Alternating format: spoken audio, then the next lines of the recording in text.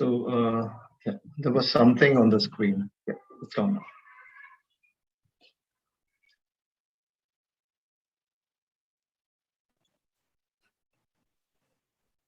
No, the message about live streaming came, so I had to write "got it." Okay, so we are live on, Yeah. on YouTube. Yeah. Good afternoon, everybody. We are waiting for some more people to join in. Welcome to the session. We are waiting for some more people to join in, and within a couple of minutes, we will start the session.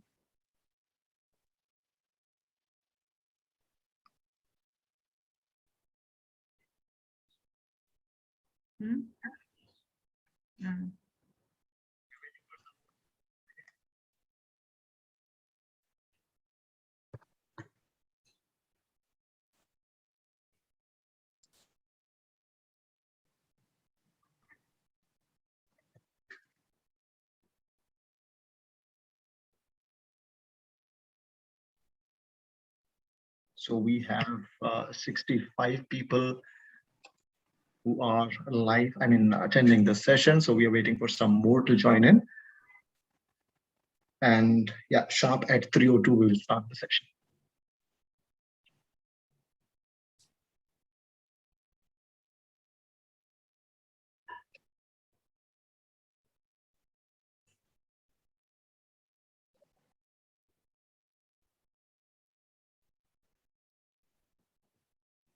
Sumit, please do check chat on Zoom.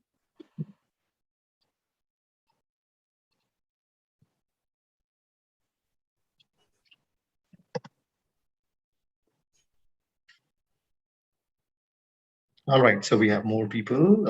Let me share that. Okay, Sumit, I'm going to need a little help from you because I'm not able to see the YouTube responses. So when I ask people to write in for YouTube, they'll be writing into the YouTube chat or message box, Absolutely. right? So I'll be taking those. If you could just read it out, so that will help me consolidate the responses together. Yeah, thank you. Okay. All right, I think we should start now. Mm-hmm. Very good afternoon, everybody. We welcome you all to this session on Integrated Pedagogy, Art, Sports, and Storytelling and ICT by Ms. Ishita Verma. Good evening, everyone. Before I introduce the resource person for the day, let's have some ground rules. We are live on YouTube, and to participate in today's session, you can use the comment box to write in your responses or to ask questions. We'll be taking your questions in between, and in case if you have some more questions after the session, you can discuss and ask those questions at the end. Now it's time to introduce the resource person for the day, Ms. Ishita Verma. She has been in the field of education and training for the last 30 years, working with educational organizations across Delhi, Bhubaneswar, and Vadodara. Graduated with sociology honors and later acquired a diploma in computer application and a gold medal in PG diploma in education management. In the last 16 years, Ms. Verma was with the Saint Sant Kabir fraternity in Vadodara, and under her belt, a vast experience spread from the pre-primary to middle school, contributing significantly to setting up a new CBSE school, teaching English and social science, designing systems for teaching learning processes, writing content for promotional material, newsletter, script writing for plays and concerts, reflecting on assessments, school MIS, in-house and external teacher training. Now, I would request Ms. Ishita Verma to take the session forward. Over to you, ma'am. Thank you very much, Sumit, and thank you for such an illustrious introduction. Although I would love to tell you teachers, I'm really very down to earth. I just love being with children on terra firma and just exploring learning in a very fun way. So a very good evening to you all. And since this is the first session that I'm doing after Diwali, a very, very happy new year to all of you. And I hope the year ahead takes you through amazing platforms, experiences, and learning with each other and with children. So coming to today's topic, which is about integrated curriculum and integrated pedagogy, two very different terms. We'll be exploring that moving ahead. So, all right. So this is where, just a minute. I'll just share it again.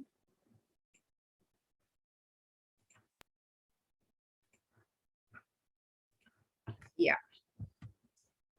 All right. So today we are going to be, let me just hide all these bars. Okay. So today we're going to be covering these 4 aspects. That's what has NEP told us about integrated curriculum and integrated pedagogy. And in light of that integration, we're going to revisit some definitions which we have been using in the past. We're definitely going to see what does it mean when we talk about integration of art, storytelling, sports, and technology. And of course, I will have some examples for you. So we may take a short break in the middle, during which I will allow you time to ask questions, and I'm going to request Sumit to help me with it since I'm not able to see what's going to come onto the YouTube chat window, right? So moving on, what does NEP 2020 tell us about integration?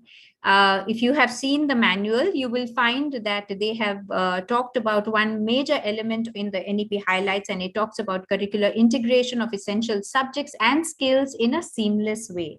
If you look at the manual, it's in chapter number 4, and you will find there are references in chapter 4 right from the beginning about integration of core subjects along with many other activity and co-curricular streams of education that now should not be taught as separate elements but fused together.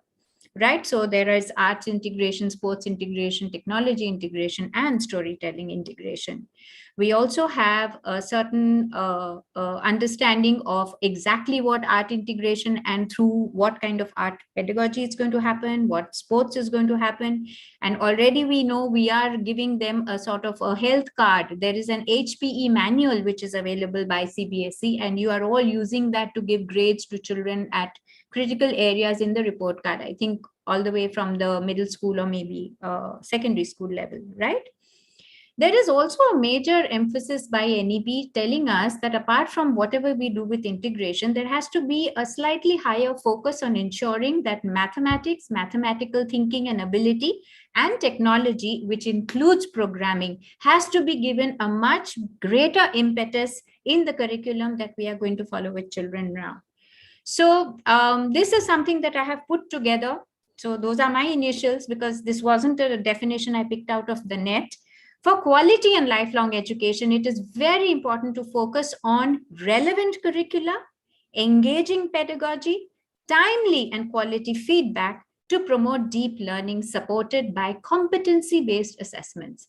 And I'm sure being teachers, you must be completely bombarded with a lot of new terminology which have become buzzwords in the education fraternity and education environment today. So everyone's talking about CBL or competency-based learning. People are talking about integrated curriculum. People are talking about blended learning, hybrid learning, lots of new terms. The most comfortable thing is they are not apart. We just need to see where the pieces of the puzzle fit in so that it just constructs a complete whole. And within that whole is where the magic is going to happen. So moving along, let's look at some definitions. So in the context of integrated pedagogy, please use the YouTube chat window, and Sumit, you can just read out whatever is coming on. I'd like you all to use just one word or maybe 2-word phrases to explain to me what you think curriculum is. What exactly is curriculum? Quick, teachers, just feed in your responses so that I keep hearing the words. Sumit will read them out to me and we'll put it all together with your involvement, my involvement, and we're going to do this learning together for the next 90 minutes. So fast with your fingers. So I'm looking at the chat comment box to get the responses. Teachers, you're on YouTube, so you can post in your responses. Yeah, so Meenakshi ma'am says syllabus and learning. Okay, syllabus and learning, all right. Some more teachers, quick. Savita ma'am also says syllabus. Okay. And Manushi ma'am says planned education. Client education, interesting, okay. And Anita ma'am says it's an overall syllabus. Okay. And what to teach. Yes. And how to plan and things to do. Okay, let's move on to the next one because that's, I think, where all the definition is now heading. What's pedagogy? If that's what you think curriculum is, what is pedagogy? So we are having a little lag on YouTube, so it might. No worries. Yeah. Yes. So syllabus for particular class in the year. So we use the word syllabus for curriculum also, and we have responses right now for syllabus also being pedagogy, right? Yeah. Okay. And all-round development of children. Okay. And Tanu ma'am says structure and framework for learning and teaching. Right. And Sarita ma'am says planned activities during the education. Okay, those are, thank you teachers. You've been extremely kind and you're responding. So let's move on to the third term. What is multidisciplinary approach? What do you think is multidisciplinary approach? I'll make it easier for you because the fourth term is what is integrated approach. So now think about it very carefully. What do you think is multidisciplinary approach? So you can write MD or you can write I hyphen, and then what do you think it is? If I have separated the two terms, then obviously there has to be a difference. Yeah, so there is one response that we have got for this. All Yes. activities are integrated with academic content. Okay, so that is integrated, Yes. I'm assuming. Yeah, what would multidisciplinary be?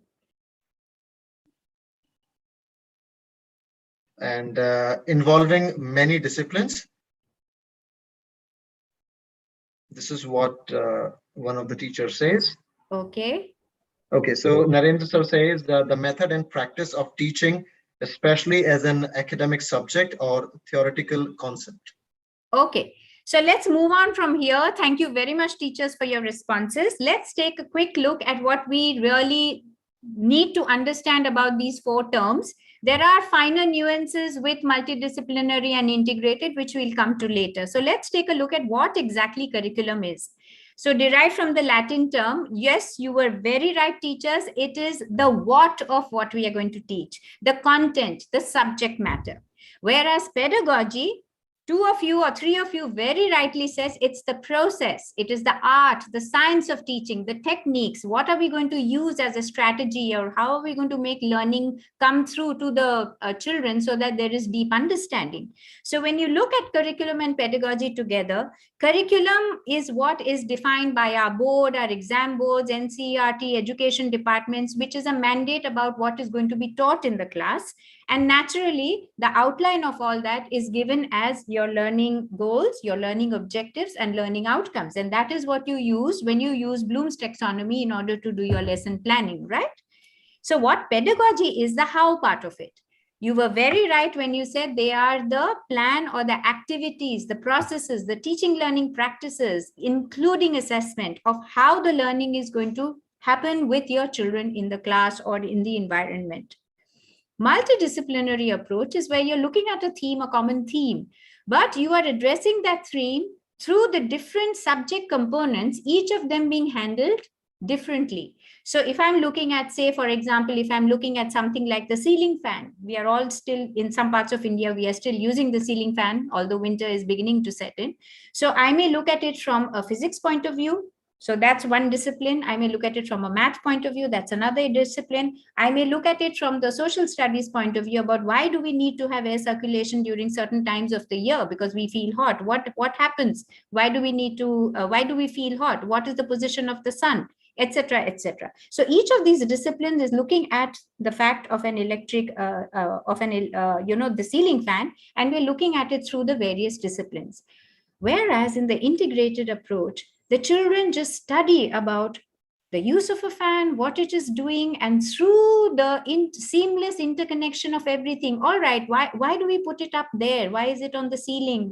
How is it different from the pedestal fan or a table fan? And how does it circulate the air? Which is the direction of the movement of the blades of the fan? So everything is done through a process of discussion and learning. And children don't even realize when they have, flowed from the math content into the SS content or the science content, or even trying to make something. You remember when we were small, we used to cut paper and fold it with an awl pin and take it through a twig and make a fan and then blow into it just to see how it works, right? So it's all very seamless. And there in itself, you have art happening. We have done it.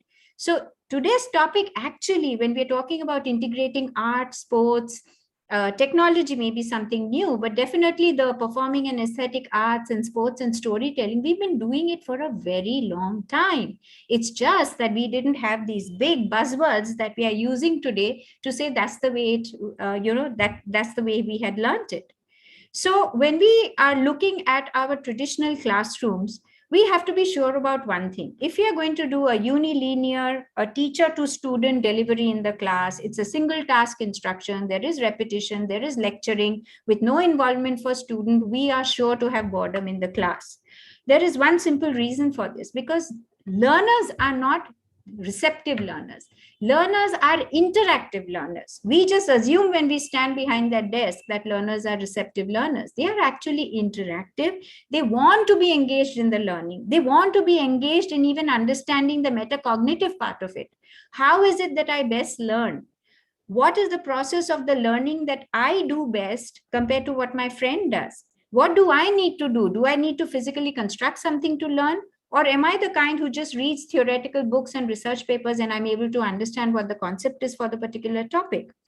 So when we look at all this, we have to look at the fact that today we are dealing with I generation kids, that is an internet generation kids. And these are some of the common traits that we see in I generation kids who are going to be ready with 21st century skills. So these are the 5 concepts. And because they are all pervasive, because they are so important, we have to factor all these 5 points in when we are doing integrated planning or lesson planning or planning a unit or an activity or even a project or a hands-on experience. We have to be aware of the fact that they are already early continuous buddies of technology. We have to be aware that they can multitask, they are able to handle all kinds of media. They want instant gratification. If they've done something, they want to know, is it working? Is my model very good? Is it all right? Am I going to get, am I being appreciated for what I'm doing? Instant gratification. So we need to work on projects which allow them to immerse themselves into the learning in such a way that these traits are kind of softened a bit, and yet the learning is taking advantage of integration, technology, and all the aspects that we're going to talk about today. So NEP definitely wants us to do away with rote learning, do away with boundaries of each of the individual subjects, and process everything through a merging concept.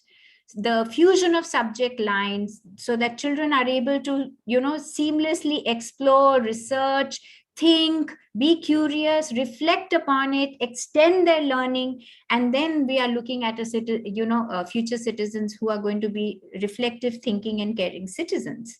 So the future citizens are I generation children with 21st century skills as well as human skills. Now, why I want to talk about the human skills apart from 21st century skills? So I'm going to narrate a little personal example of mine over here. Yesterday, I was talking to my son, and he is studying in the UK. He's doing his master's in finance and management.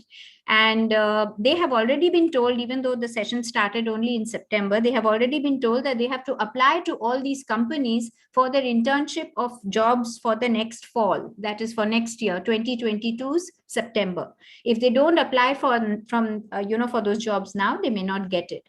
And interestingly enough, my son told me that he is going to have an AI interview. So his interviewer is not a human face. He is going to go through an artificial intelligence interview in which he is expected to be suited with a tie and look very formal. And it is going to be a machine conducted interview. So the machine is going to be asking him questions. Why do you want to join XYZ company? And it is recording through the camera his facial expressions, his responses. It is going to calculate if there are pauses between his responses. What is the lag time in his answers? If the lag time is too much, the machine will automatically ask him, would you like me to repeat my question? So look where artificial intelligence is going. We are heading to a generation, or we are heading to a world where this generation is not going to have any of the jobs that you and I are doing today, or our husbands are doing, or our fathers are doing, or our brothers are doing. It's moving into a space where anything that can be worked on with facts, data, analyzed, researched, and compared will be done through machines. So, what is it that we need to train our children with in order to have an edge to be 21st century skill ready and human skill ready? Because it's the human element which is going to give us an upper edge over those machines. Because if we are feeding in so many concepts and combinations of logics and facts, the machines are going to be doing it faster than us. So, what is it? It is the subjective element. It is our thinking, our perception, our choices based on something which is linked to everything that NEP wants us to look at, which involves these factors. I will just come up with it. So integration is actually the act of bringing together smaller components in the curriculum into a single system so that it functions as a whole.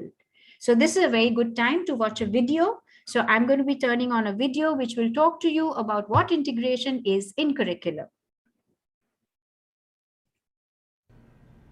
Hi, this is Paul from Petri Education, and today I'm going to be speaking about integrated subjects, which is part one of a continuing series on 21st century education. Integrated subjects is an area of 21st century education that I'm particularly passionate about. It's also an area that's not very well understood publicly. There are various reasons for this. Firstly, there are different terms for integrated subjects, such as subject integration, interdisciplinary studies, and even theme-based learning or project-based learning. Also, there are various levels of integration, and this creates more complexity. Author Robert Fogarty presents 10 different levels of integration in his book, How to Integrate the Curricula. And we have to bear in mind that the average individual has this ingrained mentality that subjects should be taught separately. However, I disagree with this, and I hope you do too as you're watching this video. So what do I mean by integrated subjects? Well, firstly, this definitely includes theme-based learning. There's this level of knowledge that is required, but we don't think about this knowledge in terms of a specific subject area. It's just knowledge that's required to understand a theme or a topic. Then, at some point, there's a project that takes place, and this is an exploratory project, one which requires skills, and let us not forget, higher level thinking skills, all of those advocated by Bloom's taxonomy. Let's look at an example of a theme. A simple one would be sustainability, but actually, when you start trying to apply this in education, you realize that sustainability is a very, very broad theme. It encompasses everything. So we have to look at a narrower theme within that. What we could class as like a sub-theme. So we could go for something like resource sustainability. When you look at the sustainability of natural resources, you immediately start thinking about specific subjects. We've got geography, geology, chemistry, biology, math, and of course language arts. Whatever your theme is, and whatever your sub-theme is, it needs to be broad enough to utilize as many different subject areas as possible. Does that mean that we exclude certain themes? I have to say yes. Think about this way, if the thing that you want children to study is only useful within that one subject area, then what is the purpose of studying that? One example would be calculus. The average individual is highly unlikely to ever use calculus in real life unless they're moving into occupations such as economy, astrophysics, or engineering. Unless the students are able to study the higher level application of calculus in some form or another to make it relevant. So for example, if you were studying a theme related to space travel, then you could incorporate calculus within that, but could also incorporate other subject areas as well, including history and politics, as well as things like physics, language arts again. Then, as part of this theme, you need that application, and the application comes from creating projects. So as we mentioned before, this project is an exploratory project where the students actually get to apply the knowledge and apply skills. But think about it this way, it's like a university paper. With project-based learning, you actually do more than that. You create things, you make things, and you definitely look at many different subject areas as part of your project. Another theme would be globalization. Again, this is a very, very broad theme. So let's look at a narrow example, like food globalization. Immediately I start thinking about geography and math, which would include economics, biology, chemistry, so the kind of earth sciences, sociology, history, politics, math again, but more connected with things like physics, so applied math, language arts.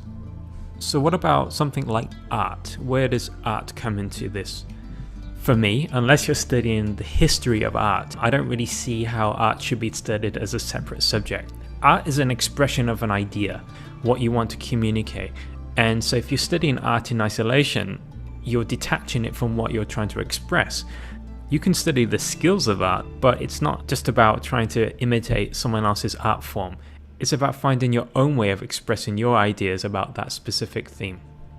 Students should be taught and encouraged to use as many different art forms as possible. This includes performing arts, which again are expressions of ideas, expressions of feelings, emotions, and ways of communicating ideas to an audience.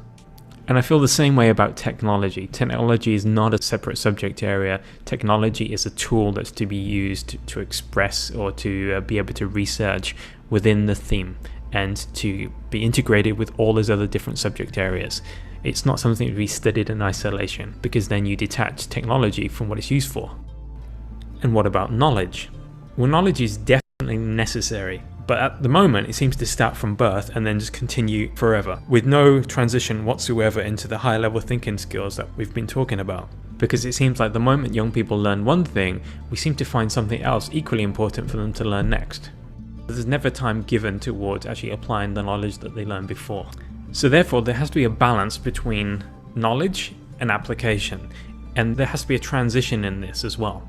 So we're not flicking a switch. We're not saying to educators, okay, today's your first day at high school, so now it's time to start using higher level thinking skills. No, it's not like that at all. We have to be able to say that when you first start learning, that there is an element of application, but because of your age and because of your knowledge, that you're not able to apply that knowledge very well. So therefore, you need to put greater emphasis on learning facts at the younger age, and then gradually make a transition where you learn less facts, but you do more application. You never eliminate fact learning because it's something that we can do forever. But as this graph shows, you see that transition where at some point where the application takes over the fact-based learning as the priority of education. Now, there's no specific age for this to take place. It's based on the developmental ability of the child. Some children may not be capable or very good at applying knowledge, but that doesn't mean to say that you eliminate this because of their age. They should still be learning to apply knowledge. Right. So that has given us a very, very nice insight into what integration really involves. So we'll move on. This is just to go back. We have all done it. Many of us who have done B.Ed or we have been recently doing some form of teacher training. We all know that in the meta and in terms of cognition, this is how children learn. There is critical thinking involved, research and discovery, experiential hands-on learning, puzzles and games, logic and reasoning, art experiences, peer learning, teamwork. We know all these facts which are together. Why I have put this slide is because we must have this in mind when we are thinking about integration and planning for integrating the subjects within the curriculum and using the correct pedagogy for the transaction of the curriculum. So I'm sure you all now know that curriculum is the what, the pedagogy is the how. And bringing it together in a seamless way is what integrated pedagogy is all about. So moving on, how children learn, the second slide, we all know that equality is what we are giving everyone. Everyone in our class, they are all within the same class. They all have access to the same textbook. They all have access to the same timetable, the same library, the same questions and answers, the same assessment. And yet we know within the class, given this equality, there are still some children who struggle because they are not able to meet the learning outcomes. And why that happens is because along with equality, we may have not taken into account what equity is. Equity is achieved when the students get the resources they need individually to succeed. So if you look at the diagram, in the first diagram, 3 of the children are at different levels in order to reach the branch that has the 3 apples. Notice how the first one is able to easily reach the apple. In the second diagram, the second child needs 1 step up, which means the child needs another opportunity for having the learning taking place or understanding the concept. The third child needs far more input. So this is where we have to keep in mind the concept of multiple intelligences and learner centricism. Each of the children does not behave the same way when we give them the same equal access to resources, opportunities, and experiences of learning. We have to cater to differentiated learner, and in the integrated curriculum and integrated pedagogy process, we have to factor in activities, experiences, and strategies that will cater to the individual needs of differentiated learners. So that's something we must keep in mind. So when we're talking about integration of subjects today, these are the 4 aspects that we will be covering, which is art integration, which has 3 aspects. That is art as curriculum. That means actually learning how to draw, paint, do various crafts, etc., etc. Art enhanced curriculum, in which the curriculum is further enhanced through art experiences, and of course, arts integrated curriculum, in which art becomes a very, very integral part of the strategy or the teaching learning practice that we are doing. And when I mean art here, I don't mean just picking up a pencil and drawing. We're talking about art in both its dimensions, that is aesthetic arts, as well as performing arts, which would include drama, theater, music, singing, dance, just about any other form of performance. Storytelling is age old.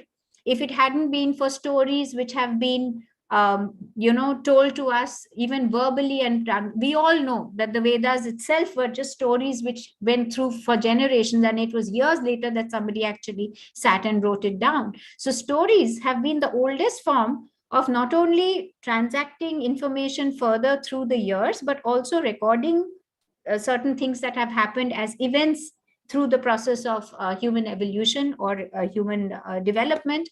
And also, they have also been the first form of teaching. It is through stories that even in the yesteryears, people actually taught concepts.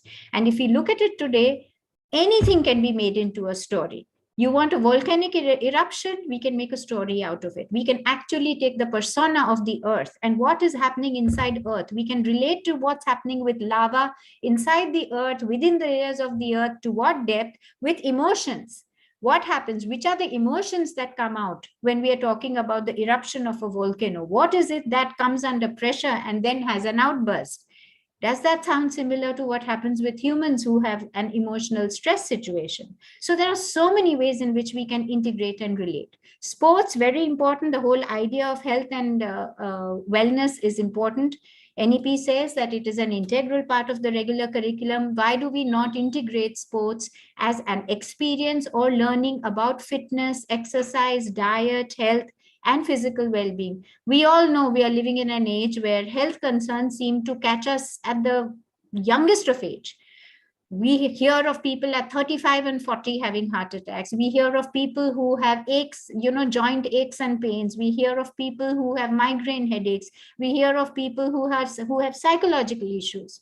What is it that we need to understand and help our children from a very young age in school get aware about health and wellness so that it becomes a part of their everyday life and they cater to it while they are balancing their profession, family, and everything else in their life ahead?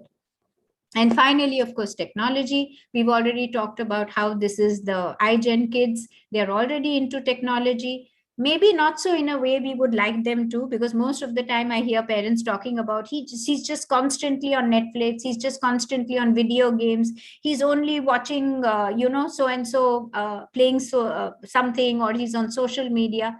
Yes, that awareness is fantastic. But can we harness that ability of children to be able to be so quick with technology and have such a multitasking capability of handling it and channelize it into something which is more productive? So that art, those skills are with us. So we teachers actually have a greater charge of handling what children can do with technology. Of course, that would also mean we also embrace technology and make it a part of our teaching learning process. So NEP also says that apart from integration of art, storytelling, sports, and ICT, I'm sure you are all aware, these other 5 lower integrations are also equally important. So if I'm talking about food, or as the video said, we are talking about, say, sustainability and bringing it down to focused sustainability. What is the concept of sustainability of, say, resource sustainability in India? What are the issues in India?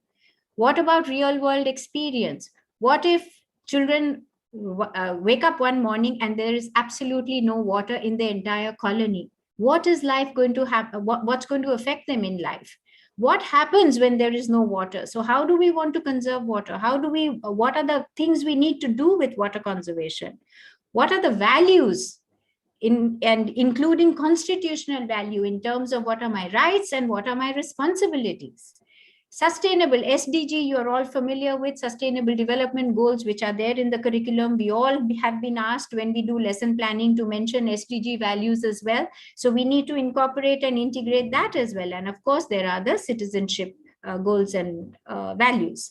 So integration, while we are doing all of this, we must realize, as I said, equality is the same. We are giving the same access, but not all children are able to express everything they learn in written form or by speaking, like we take orals and written exams. We are very comfortable with that. But we now need to integrate assessments in different forms as well. So it's not just about the curriculum and pedagogy having a flavor of integration. We also have to think about opportunities of integrating other ways in which children can demonstrate understanding of their concepts. So that level of integration can also happen. So if somebody is very good at writing a comparative study and summarizing in a written work something about, say, water conservation, or another child may want to talk about water conservation by making a little three-dimensional model and showing exactly what his concept about water conservation is, or an artist may want to make a complete diagram on a huge chart and explain what water conservation is, or say another little child wants to do a dance drama. He wants to show what is the movement of water and what happens when water becomes very less, and then what happens and how it gets affected. So when we provide opportunities for students to show their understanding differently, that is when they thrive, because of the other ways in which they can express their learning and understanding. So here is a standard definition, and I'm only going to replace certain keywords and see how the whole concept is actually a part of a whole. Each of these are segments and components that construct the whole. I'll begin with art integration. So art integration, as you can read, is an approach to teaching in which students construct and demonstrate understanding through art forms, which, as I said, could be aesthetic art forms or performance art forms. They engage in a creative process. So they've understood something and then they put on their thinking caps and want to innovate and create something of their own learning and connect art into other subject areas so that the objective of learning is complete at both ends. The child has also learned and your learning objectives and outcomes as per your board mandate is also achieved. What if I just removed art integration and talked about the other three integration terms? So let's see how that changes. That's storytelling integration. An approach to teaching where students construct and demonstrate understanding through a narrated or animated story. They engage in socio-emotional and communication processes when the storytelling is happening. It's teaching them patience, listening, respect, and they connect the storyline with other subject areas. Of course, the last line remains common. It is meeting both ends of the objective. The students also understand and our learning objectives are met. Let's move on to the third element, sports integration. Here too, through sports and game and fitness facts, the students engage in an experiential process. Some child may be very fond of cricket and he wants to understand about health and fitness and everything through cricket. So what does he need if he wants to play cricket, or if I want to play football, or if my friend wants to play tennis or badminton? What does it involve? Is it an individual game? Then what kind of stamina do I need? If it's a group game, what is my participation in the group game? What are the rules? What is the kind of food I need to have? How long am I going to be on the field? All those aspects come into the picture. So it's not an isolated one game where I run a race and I get marked A because I got the first prize. It's a complete process of understanding something in a holistic manner. And last but not the least, technology integration, an approach to teaching in which students construct and demonstrate understanding by using the Web 2.0 tools and resources. And they engage in technology-enabled learning and assessment by connecting all the iGen digital and other tools which are required for achieving these outcomes. So why art integration? We all know, even as small children, and those of us who have had our own children, we must have observed that before our child was able to talk, they were singing. Before they were able to write, they were drawing across the walls with crayons and pencils, and we were having a hard time getting the marks off the walls. And even as they took the first strength to stand up, even before they were able to even walk, they would singularly stand in one place and they would dance. And then what happened? That art is a fundamental to human expression is something we robbed of them when we took them into formal education, put them into classrooms and said, sit at this place, at this desk, and this is the way you're going to learn. So suddenly the child who had that freedom to sing and draw and dance and coo and express in any way possible now had to become a passive recipient into some system in which all these natural processes of human expression suddenly came to a standstill. So NEP says you've got to bring that back. And that is why art integration is very, very important. It leads to visualization. It leads to interdisciplinary or transdisciplinary approaches. Art has always been an imitation of the real world, as it was, as it is, and what we fantasize or dream of. And you all know that whenever something new is created or innovated, everything is designed twice. Once it happens in your mind, what is happening? It is that creative visualization art form that first takes place in the human brain, which is then put onto something which is more tangible to be shared with others. And then it becomes something that is created in the world. So you can see all the other advantages of art integration, the respect for culture and heritage, shifting from rote into other forms, art-based inquiry by just observing what's around me, including the movement of a tree. How does it inspire an artist to draw? The naturalist painters, I mean, if you see Renoir's paintings and you see the way he has depicted the flowers and the trees and the movement in the water, or you see the strokes of Van Gogh's paintings, or you see the way if you go down into the Indian art forms, if you take something like, say, the Warli paintings, have you seen the way they have depicted the trees, the animals, everything? It's a depiction of everyday life. And of course, the moment art comes in, children's faces break into smile, and there is so much more joy in learning. So there are many elements to art education. You can take a look. We have put it down or across the circle. These include the aesthetic arts as well as the performing arts. And all these elements are things you can actually include as activities when you are planning the pedagogy or the teaching learning strategy that you want to take into the classroom. These are some of the other ideas. It may be very small for those of you who have logged in from your phone, but I'll just read out some of them. So in art, you can make a sculpture out of boxes. If you're doing best out of, you can make bird houses. You can make a reproduction of something. Maybe you're talking about birds and their habitat. And you have children work with sculpture and make a little sparrow house made out of clay. Get it baked in the sun, put it up and see whether the sparrows come in and nest again, because these are all species which are kind of moving away from the city because of microwave towers, pollution, and so many other things. Or you look at dance. You can have dance in the form of, the movement of rain. Many of you must have seen that fabulous YouTube performance of a group of children who depicted rain by starting with, rubbing their hands and then clicking with the first drops of rain to slapping their thighs to make the larger sounds of rain. And then they jump on the wooden stage to depict thunder. Now, those are such wonderful ways in which we can have art integration into understanding something like rain and thunder and storm and wind. Then there is music, and of course there is theater, which is such a powerful way of expressing any form of topic. Storytelling, again, stories create communities and they enable us to see through the eyes of other people and open us to the claims of others. And storytelling is the most powerful way to put ideas into the world. Today, when you look at these major marketing firms also, when you have a marketing executive coming and trying to sell you something, he won't just bring out a product and he will say, okay, these are the USPs. He is going to weave a story around it. He's going to tell you a story.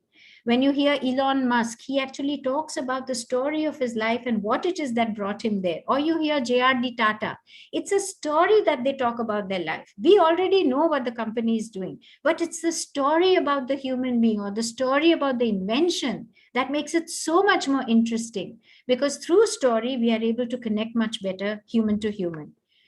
How storytelling affects the brain is these 4 quadrants. This is a little bit into the medical part of it. So there is neural coupling, which means the story actually activates parts in the brain that allow the listener to turn the story into their own ideas. The moment you hear a story, even in real life, what happens? You start making connections with what is it that is similar in your life.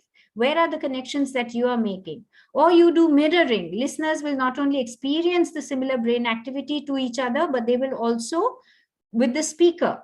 Or the dopamine release that happens. The brain releases dopamine into the system, and then it experiences an emotionally charged event, making it easier to remember with greater accuracy.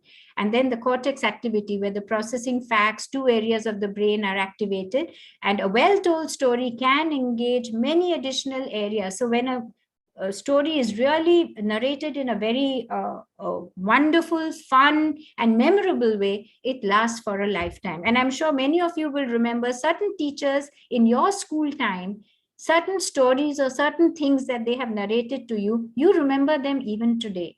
Why do you think that is?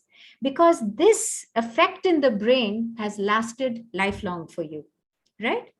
So storytelling also, these are all the aspects of storytelling that are really going to be very useful if we integrate it into the mainstream curriculum. I have listed them all. I'm not going to read them out. You can read them. I'll just talk about the topics. So communication, transdisciplinary, real world, literature and cultural appreciation, language skills, of course, story-based inquiry, which could relate into any other field, and of course, social and emotional learning. Sports integration, again, very important, sports and health. So what are the aspects?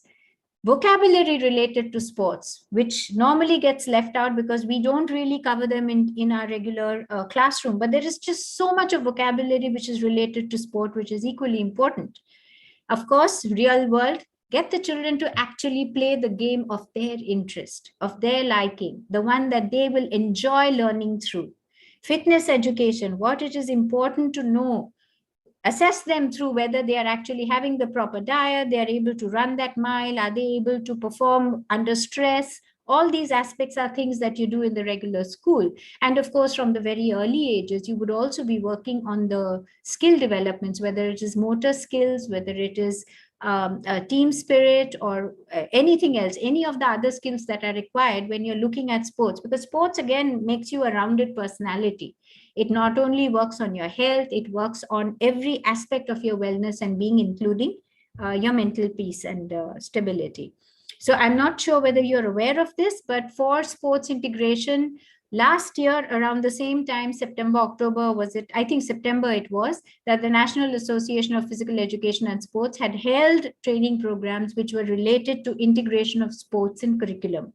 So if you have missed it, then you may want your school leaders to get in touch with the education boards and find out how you can get replaced, and see how great speakers within the field have actually talked about how sports integration can happen. And these are the 4 areas that they talk about how we can integrate sports into the mainstream curriculum. So there are 4 strands. Of course, health and fitness and health and activity card is one part of it, but actually engaging children. So rather from receptive learning to engaged learners in playing a game and learning through engaging in the game, or doing some form of social empowerment through work education, is what is covered. Technology integration has got a huge impetus this time. And the NEP has talked about technology integration in part 3. There are 2 serial numbers, serial number 23, which covers these 2 topics, and then 24, which is about online and digital education. In 23, it talks about the formation of the National Education Technology Forum, which is also going to be doing the framework of how technology is to be included and integrated in schools.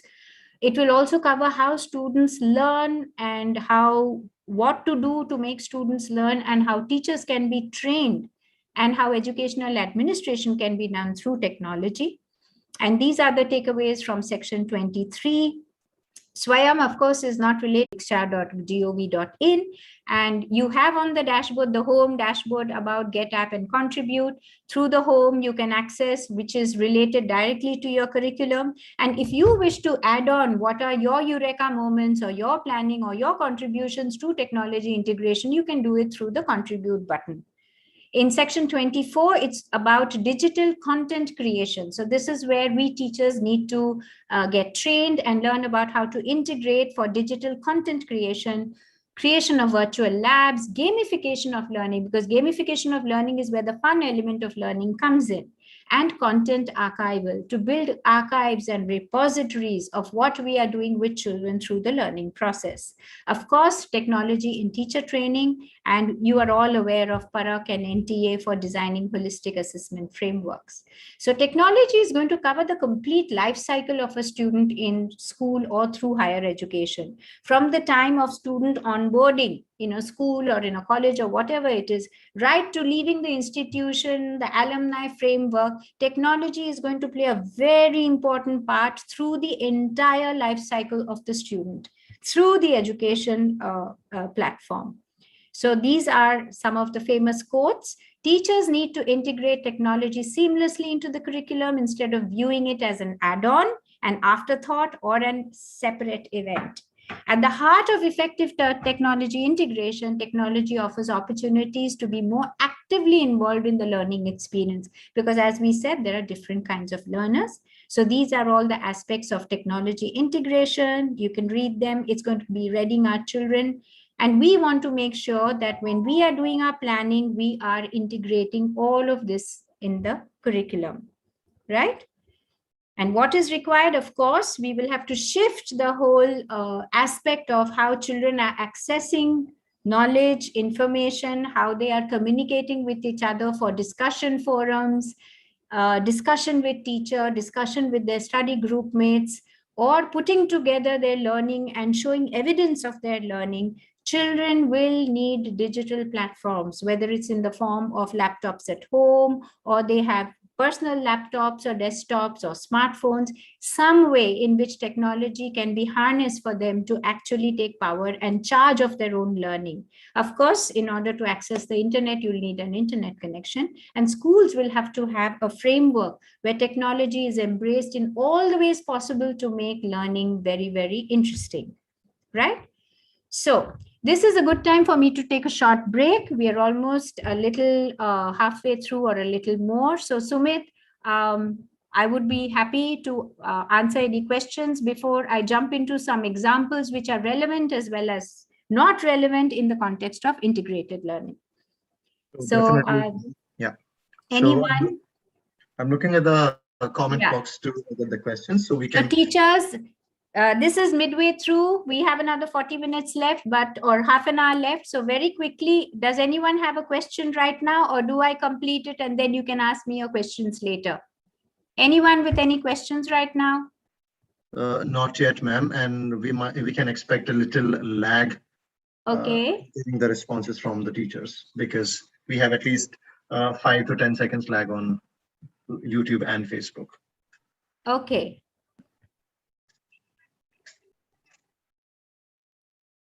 So right now there are no questions. So teachers, if you have any questions, you can write them in the comment box.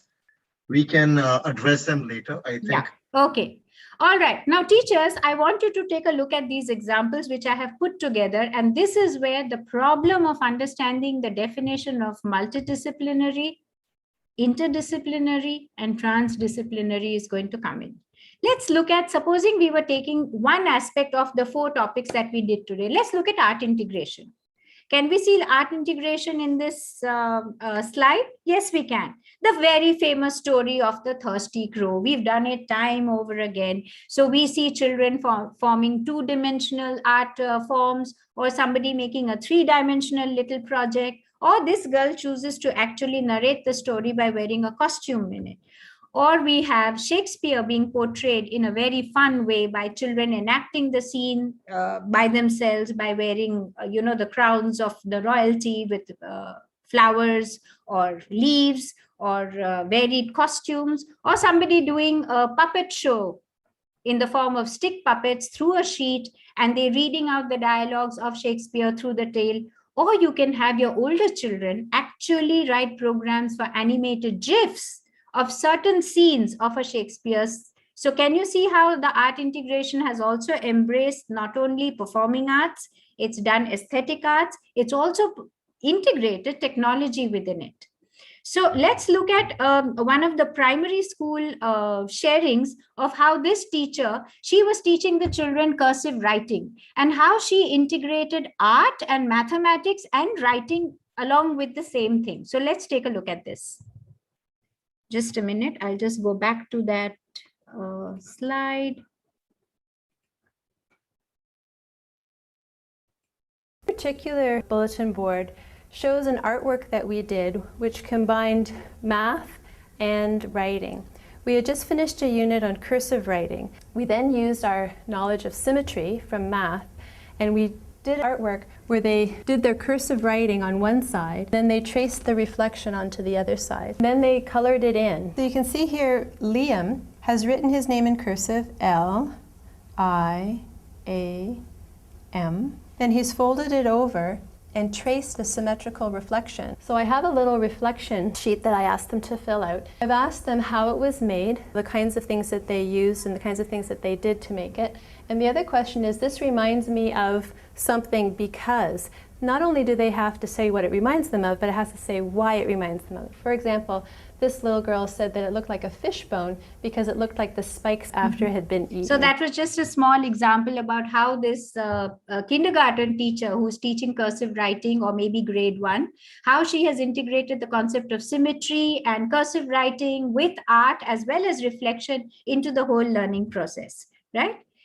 Now, mathematics, as we know, art in mathematics is a universal language of expression. There is no geography. So if we were to look at it, we know we all use different art forms and colors and shapes, and all of this we do. We do patterns, we do shapes, we do all kinds of things in the lower grades. Then when we move up, we start doing these graphs. So from pictograph, we move on to the XY scale graph paper. We do points of unity, or we even use art when we are doing fractal or the fractal mathematics, or even the concept of the theory of chaos in mathematics. So these are all different art forms. Or why don't we look at something which is like the Pythagorean tree, in which we have these squares. We have the multiplication of the squares and the right angle isosceles triangle, which is moving. Or we do the Binet's equation through the intersecting lines in a circle, which is what we used to do when we were a little child, when we did spirograph. If you remember, there was that outer ring with teeth on the inside, and then there were these little circles with holes in the middle and teeth on the outside, and we would place it, put a ball pen refill through it, and make it go round and round, and we would have these beautifully spirally intersecting circles. So these are all parts of mathematics, but look at the beauty of art in mathematics, right? So this is art in mathematics. We have also seen art in science. You are all familiar with this very famous painting, Mona Lisa, which is by Leonardo da Vinci. But did you know way back in 1502, Leonardo da Vinci was actually a scientist, which you all know. He just happened to also express through art. He had done a fabulous design, which he had visualized in his mind, of this suspended bridge. And he had approached the Sultan of Turkey, at that time it was called something else, and he had said, in order to span this particular river, why don't you design this bridge? Of course, the Sultan of Turkey at that time said, it's impossible, it's impractical. Something like this cannot exist, it's just going to collapse. But friends, 500 years later, Leonardo da Vinci's design is now actually there in Norway, and it is called the Da Vinci Bruin Bridge. So something that was designed way back in 1502, which was way ahead of his times, actually found practical use today. So yes, art and science have been very deeply involved. When you see Rembrandt's painting of the anatomy lesson, it was all about biology. It was about the innards of a human being and how the class was interested in knowing what the insides of a human being looked like. Or if we look at Wright's A Philosopher's Giving a Lecture at Ore, it was all about the solar system and how the movement of the different planets on different orbits were going around. Now, these were all paintings. And if you remember earlier, I had said, art is a depiction of life. of as it was, as it is, and how we fantasize it will be. Here is another example of art and science where Marianne North's painting beautiful depiction of what she saw in flora and fauna outside is what we have as a repository or an archive of what were life forms in plants or what it was in the past. And then we can study about it, right? So sciences and art, they have a steamy relationship. And you know what STEAM is all about, right? Science, technology, engineering, art, and mathematics. So if they have a steamy relationship, why have we kept it out of the classrooms? There is a very, very natural link between art and the sciences as well, right? So here, if you see, these are fun ways in which we have integrated art into science. But this is another depiction of the animal and plant cell. And the one which is the last one on the bottom right is when they were studying how oil and water don't mix. So this is integrating art into the experiment of oil and water not mixing, right? But there is a problem in what I have shown you this far. Whatever I have shown you this far is a multidisciplinary approach. We took each and every subject and we said, this is the art element of this topic. This is the art element of this topic. This is an art element. This is not how we are going to do it. We are going to do it through an integrated approach where as I'm exploring whether water is mixing with oil or not, I'm just adding an art element into it and not making it say, this is art through science of water not mixing with oil. So we have to be a little careful that we dissolve the boundaries of these subjects and bring it together into a cohesive learning platform in such a way that the children kind of just move in and out of the subject areas as they discuss, as they learn, as they research, as they put their learning together without realizing they're doing it. And that is what the integrated approach would be. Right. So what is the step we need to take? We have to move from multidisciplinary into interdisciplinary, into transdisciplinary, which is what integration is. And I'm sure you're wondering, what is the difference? So let's take a quick look at what the difference between all these three terms are.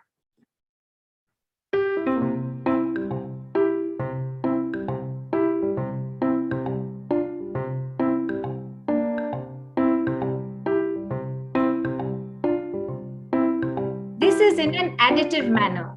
It involves little interaction across the various disciplines. You're handling each subject separately. In interdisciplinary, we combine two or more disciplines to a new level. So I may take SS and art and put it together and say, for this particular topic, this is the experience I'm going to give you.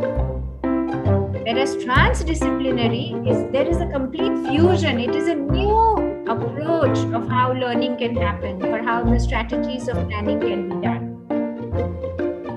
The outcome is completely different. Yes, very important. Not the same, but related, right? So here are the examples of actual integration. And for this, I'm going to take you back. Remember this slide where I had said these are the 4 aspects. And we had also said NEP wants us to add these 5 aspects, which are also going to be integrated into the curriculum and into the planning as we do pedagogy planning, right? Let's take an example. This is from your CBSE manual. And as you know, the CBSE, the guidelines of how you want to map your chapters to your learning objectives and learning outcomes. I have taken the section 3 of it, which is where the mapping of the chapters to the LOs and, the learning objectives and learning outcomes are. So I've just taken one example of animals, right? So this is an English topic. Let's suppose we take the concept of animals and we introduce it through this story. And the story about bringing up Carrie is basically about a small boy with a very young elephant, and they grow up together, their relationship with each other, their respect for each other, how Carrie needs to be trained, what is the environment in which they have grown, and their care and affection for each other, right? So when we are looking at this, what we talked about, these 9 elements that we have to integrate, let's see whether this theme covers all the 9 elements. Is storytelling happening? Yes. We are bringing, in with this particular story. Are the subject facts going to be explored? Yes. The foundational knowledge, which is related to the math, science, SS, and language arts of this particular concept of animals, is going to be explored. The children can engage in art of either in performing art or physical art, the aesthetic art. We can research on whether animals were used in sports and games. And if they were used, were there individual games? Were there team games? What were the games like? How were they played? What was the requirement for the area that had to be played? Technology, the children will research on all these facts, or they may make digital presentations through slides or a flash movie or making a blog, or maybe they record a small podcast of what they have found out about, animals that on the animal theme. Moving ahead, knowledge of India. So where are animals found in India? Which are the states in which they are found? Do some map work on it, color them. Bring in the math element. What are the numbers that are left of the Asian, elephants in India? What about other animals that live with elements and elephants in the same habitat? Do they eat those same kind of leaves or the plants that are existing over there? Real world experience. Let's take them to the zoo, or let's take them to the place where they could probably have an elephant ride. That will be a real world experience, and bring them to the proximity where they can study the elephant very closely. Values. How do we treat our animals? How do we look after pets? Can we bring every single animal that's there in the forest in as a pet or a domestic animal? What are the laws related that will come under your values and citizenship? Sustainability. What are we doing to the world around? Is it going to allow animals to thrive or not? Globalization. What are other breeds and animals that are existing in the world? So look at the theme of animals and see how we have covered all the 9 elements that NEP talks about. Second example, games. Games are fun. They are teachers for a lifetime. They teach us so many things. They teach us discipline. They teach us about rules. They teach us about teamwork. They teach us about the spirit of losing and winning. They teach us about accountability, responsibility, and playing, by the book. So when we're talking about integration, these are all the aspects we can cover when we are talking about games. Why do we play games? Is there an entertainment aspect? Is there something that makes us feel good? Does it give us some form of exercise, keep us healthy, the health and wellness part of it? What are the rules, values, and attitudes related to games? What are the types of games? Are there individual games? Are there team games? Are there games in water? Are there games on land? What are the different types of games? Where are they played? Again, map work, which is played where? Which are the national games of different countries? Again, tremendous opening to explore that. And then coming down to, if the child wants to explore games, what is your game of interest? So here we are coming into the equity part of it rather than the equality part of it. Would you like to explore games through your favorite game? What is the structure and format of your game? So if you want to play your game, what is the area you need? So what are the measurement? What is the size? What are the equipments and tools and accessories you need? What are they made of? Are they sustainable devices? Do we need to move away from using natural products, like say, for example, the wood we use for a cricket bat, or we use leather for a football? Should we be moving away from using hide and leather for a football and maybe use something else? So here is an example. We can introduce the story either for games, either through the biography of Pelé, who is, of course, very famous footballer, or we have the story in the English Collins book, the story of cricket, or in the Hindi book, we have a story, Bhalu ne khela football. It could be through any form of introduction. Or you may want to use the hook of taking the children into the play field and just having them play a game, just a friendly match, and see what happens, and start off with a game with no rules so that they understand why there is a need for rules. Then when they are pitted against each other, what are the values and attitudes and everything else that we talked about? So if you look at football, there are just so many things. There's mathematics, physics, science in football. When we look at the field, there's so much of stuff we can do with circles, semicircles, triangles, or, if I just draw a diagonal across the 2 corners, I'll get 2 triangles, and there'll be so many other intersections that happen through the circle. So do I get semicircles on both sides? Is there symmetry in the field? How do I convert from yards into meters or meters into feet? There's so much of math involved. When I look at the ball, I can ask the question, why does a ball need to be a sphere? Why can it not be a cube? Or why can it not be prism shaped? What is it about the game in football that we need it to be round and spherical? Because it has to roll. If that be the case, then what is the difference between Indian football and American football? The Indian football is kicked. What do people do with American football? Do they also kick it? Why is the shape of the American football different from the Indian football? What is it made of? Again, so these are openings, then the angles, angle of the shot, the force of the shot, what is the distance it will travel? So physics comes into it. There are so many elements, the players are wearing. What about the data in football? The number of goals scored, who are the countries who feature on the chart, who are the top runners in football? And then you bring in technology and get children to work in Excel and plot graphs for you, all kinds of graphs, whether they are these kind of histograms or line graphs. Then they're looking at all kinds of mapping of these graphs. So there is just so much. And then you bring in biology.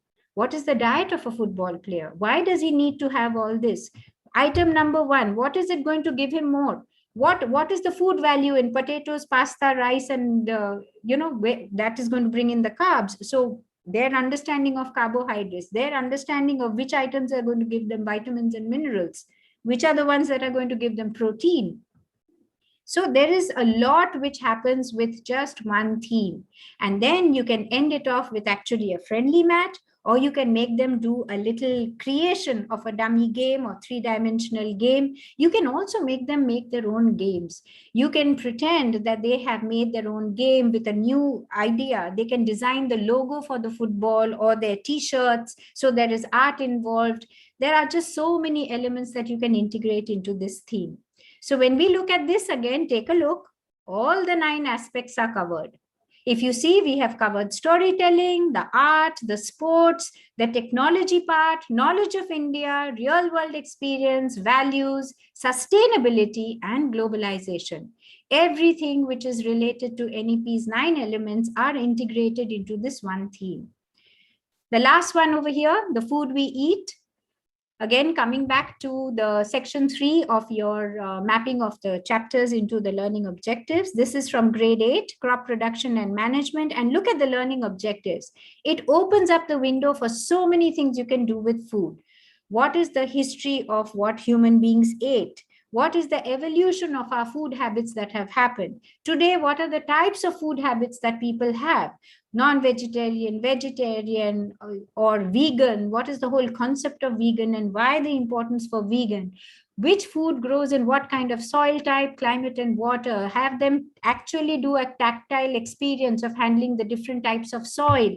So when you're doing types of soil in geography or science, you can integrate it to the food we eat and talk about which is the type of soil which actually is required for which kind of grain or crop that has to be grown. So when food is coming in from grains and crops, then where, when, and how is it grown? And if food is coming in from animals, then which are the animals for which we need to have husbandries and we need to have them protected if the consumption of animal meat and fish and eggs and everything is going to happen? How does it affect our nutrition? How has our body adapted to the change in the food and diet that we now have? What happened to the appendix when we were the human beings of the yesteryears? What happened to the size of our teeth? Why has the canines shrunk? Why have they become rounded? Why have our teeth, the front portion of our teeth, become more like bovine creatures? Then you have the fantastic element of the festivals that are related to harvesting of crops and grains. So the dance, the music, the attire, the food items that are presented during the festivals. Then you can take them on a journey of what is the journey of food from farm to plate. So what happens? You can allow each child to become a story writer. I am a potato. I was grown in so-and-so's farm. So give a character to who the farmer was. What is the relationship between the potato and the farmer? Did he grow above the soil or below the soil? What kind of care did the farmer give him? How did he reach from the soil into a van, into a sack, into a marketplace, from the marketplace into your cartman, into your mom's shopping bag, from your mom's shopping bag into the kitchen, and then into the wonderful aloo chaat that the child is enjoying? So you can have a cooking experience and trace the journey from farm to plate. And through the journey of farm to plate, you can also explore mathematics, economics, the pricing of food grains, how the price escalates between the farmer and the final retail buyer. Why does that happen? And so many other concepts which can be interrelated without the child really realizing this is a math component, this is the science component, or this is the social component. Of course, SDG values and other constitutional values and interrelationships, all that have to be kept in mind.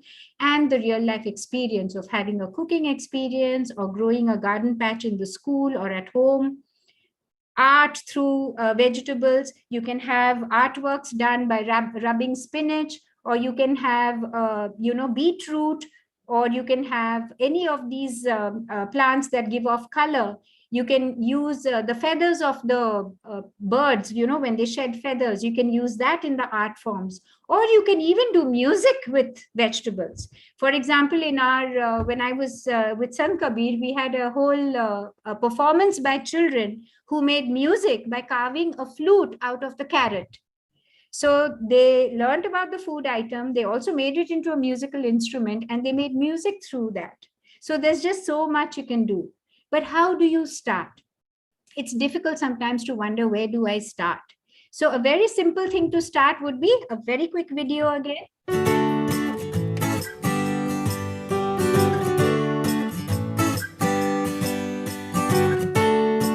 So you're wondering, so many elements of learning, how do I put them together? And then you come to the drawing board. She's heard about the importance of integration and couldn't imagine how she could ever teach her children when they get older, much less tutor a class of other teenaged homeschoolers, because integration really comes to the fore in challenges A and up. She asked, how do you make connections between all of the subjects? How do you integrate them? I don't know enough about all of the different subjects to do that. I replied, well, why do we believe the subjects are all integrated? What integrates them? God does? He is the author of all of them, and therefore is the point of integration, the point they have in common, right? Right, I answered. You don't integrate the subjects, God integrates the subjects. Think of it like cooking a meal. You mix all of the subjects into the students throughout the day, and the integration just bubbles up to the top. All you have to do is let it. Okay, that sounds great, but how do you let it? Right, that's where it seems to get harder, but there are some really great tools to help you do that. One of my favorites is the topic wheel. First, you draw a circle in the middle of your whiteboard. Then you draw 5 or 6 additional circles around it. You can even draw lines to show the students they are all connected. Then, you write the topic being discussed in the inner circle. Let's say you were in Challenge 1, discussing water and physical science. The outer circles you label with each of the other subjects the students discuss during the community day. Latin, math, government economics, literature, geography. Then, you just have them discuss water and what they know about it from physical science. Its chemical formula, and its 3 forms, ice, water, steam, etc. Then, you move to each of the other circles and have them fill in things about water in each of those subjects. For example, in the geography circle, they might list the oceans and identify how many of them there are. In economics circle, they might discuss the cost of water bottled or piped into their homes. In Latin, they might give the Latin translation of water and other derivations of it. In math, they discuss the calculations of volumes of water. In literature, they might discuss the themes or motifs of water, like the violence of frozen water in The Call of the Wild, or the waters Billy Budd sails on in Melville's Billy Budd Sailor. And in the scripture circle, they might discuss the floodwaters, Old Testament washings, and baptismal waters. But I don't know all that stuff, she interrupted. That's okay. You don't need to. They are the ones making the connection. The students will agree and disagree and discuss whether somebody like Billy Budd and his travails on the water should be included in the list or not. And through their observations, you will learn how to make those observations. But then she said, so I'm going to use the topic wheel as a tool that will encourage them to have discussions and make observations that reveal this integration, the integration that God wrote into the subjects when He created them. Yes, they make the connections, and you, using the topic wheel as a tool, help those integration connections to bubble up to the top and spill out of them. The integration just happens. It just happens. Okay. So the way ahead for you is really getting to know what NEP wants you to do through integration in your curriculum, through the various pedagogical processes. You will then learn to see how the different aspects of the teacher's resource has been laid out for you. The important ones are the section 1, which is a suggested pedagogy. The section 2 is a list of all the learning outcomes that the child is expected to achieve at the end of each class stage. And section 3 is mapping the, the contents in the book, in your NCERT textbooks, and several learning objectives and outcomes. How do you map them together in order to make the learning become a very meaningful learning? What is important to understand over here is you will now need to sit not as departments, as in English department, math department, science department, or SS department. You will now need to sit as cohesive departments of transdisciplinary groups, where you take up a theme, you take up a topic, and you see what are the elements in which the others can also contribute through this particular topic.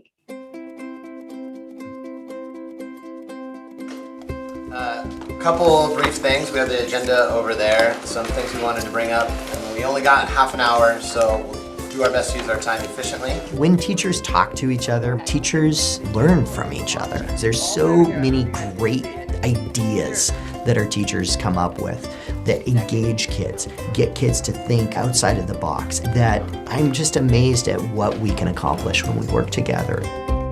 This is a sample of the Hood River Middle School. Individuals create great ideas, but really to move schools forward, I believe that everyone needs to be together and dialoguing with each other and creating a conversation about how to best serve students. I feel really fortunate that at our school we have grade level prep, which means that every day all the 6th grade teachers are able to discuss various topics, whether that be student concerns we have or how to better integrate curriculum.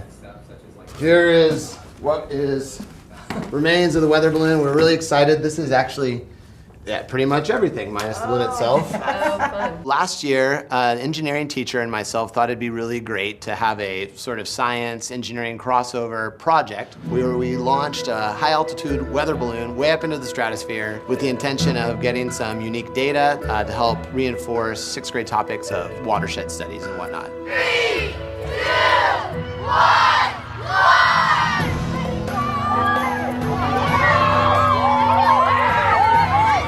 And here is the tree it landed on, somewhere in the Klickitat. Yeah. It went somewhere in between. Right? And that's what we're going to try to show to everyone using this data that everyone's pawing through right now. I definitely had a pretty clear idea in mind of what I wanted to do upon retrieving our weather balloon, and it was great to bring the topic to the rest of the team to find out how we could connect it to language arts and other content areas. Yesterday, we were able to make a crossover connection to math. I was having students actually looking through the data, and I was trying to rack my brain about how we might make more of a robust language arts connection. That's not my strength. I was wondering if you guys had any ideas. Also do a really cool imagination piece with the travel of that too. Look at the pictures, trace the But I path of it, think tell it's a the great way story. to bring in the scientific writing too. I mean, you could do both. You could take both. You could takes do on it. the same type of writing for both of them. One would be scientific writing and one would be creative writing, and basically we're inspired by one single experience, and how could you look at it from different perspectives. That'd be cool.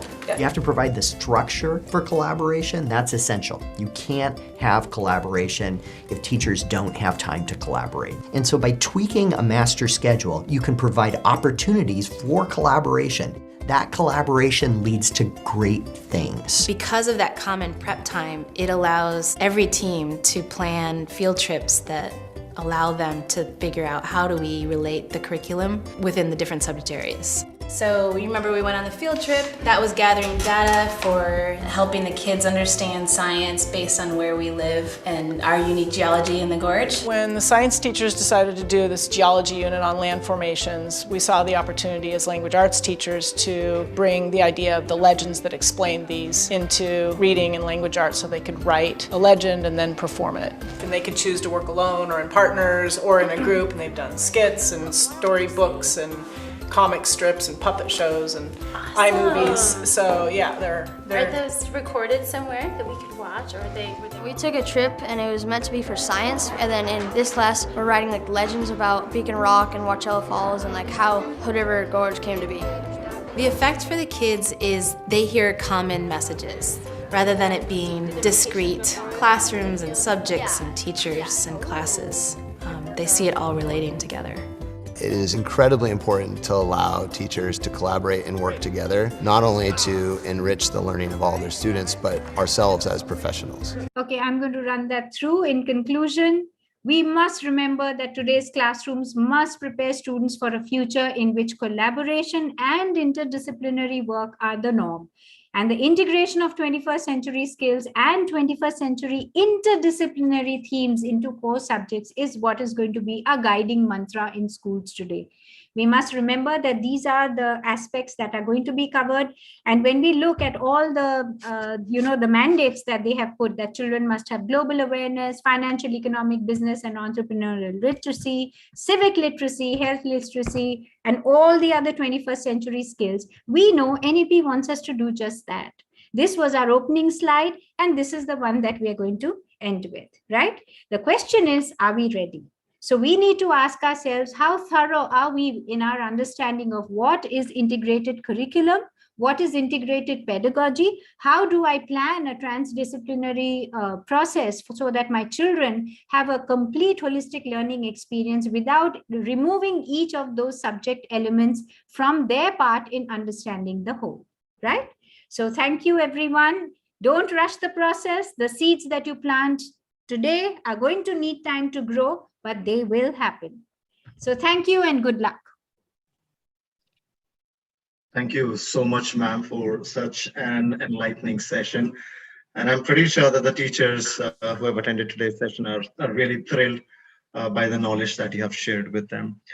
We are facing a little lag, like we discussed right in the beginning. So the session is still, I mean, the video is still on YouTube, so it's still going on. No right? issues.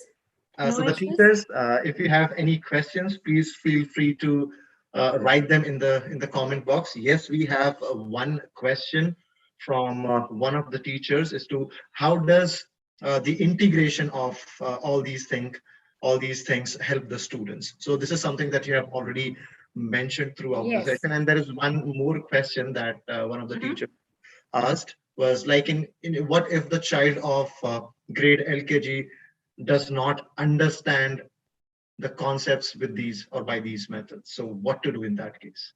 So here is something beautiful. Children will understand something if it is given to them in the manner, you really must read the book, How Children Learn, because not every child learns in the same way. Every child may require a different input, a different opportunity, and a different experience is what I have said, right? Eventually, it's not possible that a child is not going to achieve what a particular minimum learning objective is, if you know that there are what we call the minimum learning levels, right? So those base levels are what is our parameter that we must ensure that for that particular age, for that age group of child with the kind of mental development that has happened, even if it is for pre-primary, this is the minimum that a child should be able to do. So let me explain with a real example. So as the principal of the pre-primary section, which was called Tenderfeet Academy in Baroda, we had almost 630 to 700 children in pre-primary with over 150, 170 children per year, nursery, junior KG, senior KG. And believe you me, we used to do de bono routines with children of nursery, junior, and senior. We used to do lateral thinking activities. We used to leave the platform open. Say, for example, we asked the children of senior KG, what are the different ways in which you can use an umbrella? So, of course, the very standard questions will come. We first teach them, what does an umbrella look like? How does the umbrella open? What is the function of the umbrella? What is it made of?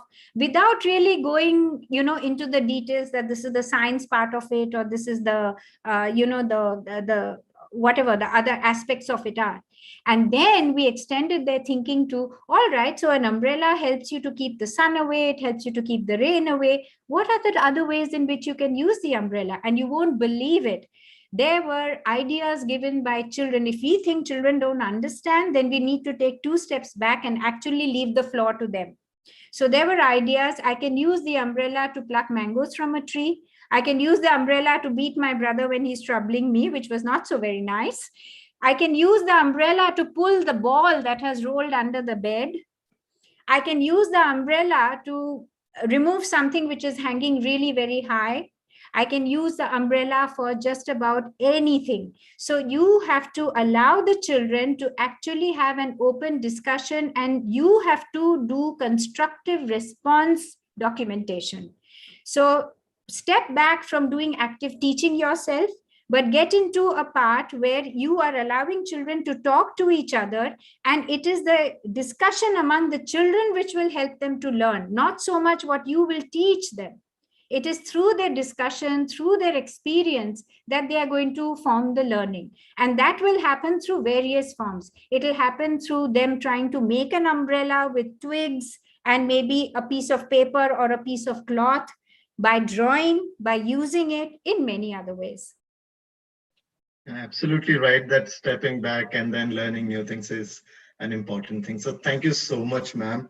I'm looking at the comment box. All we are getting is the appreciation by the teachers. So with this, I would like to conclude the session, and I think it's already 4:30. So thank you so much, ma'am, for such a wonderful session. I'm pretty sure that the knowledge that you have imparted today will help the teachers learn new concepts and improve their teaching learning process, and they will be able to integrate art, sports, and the other aspects that you have talked about today in the session in their regular classroom teaching. So thank you so much, ma'am, for an amazing session.